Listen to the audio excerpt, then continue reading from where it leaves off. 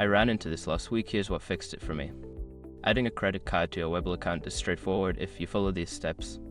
Step 1. Open the Webull app. Launch the Webull app on your device and log into your account. Ensure you have the latest version for the best experience. Step 2. Navigate to account settings. Once logged in, tap on the menu icon located at the bottom right corner. From there, select Account to access your account settings. Step 3. Select Payment Methods. In the account settings, look for the Payment Method section. Tap on it to view your current payment options and to add a new one. Step 4. Add your credit card. Choose the option to add credit card. Enter your card details, including the card number, expiration date, and CVV. Make sure the information is accurate to avoid errors. Step 5. Confirm and save. After entering your credit card information, review it for accuracy. Tap Save to finalize the addition. You may receive a confirmation message once it's successfully added.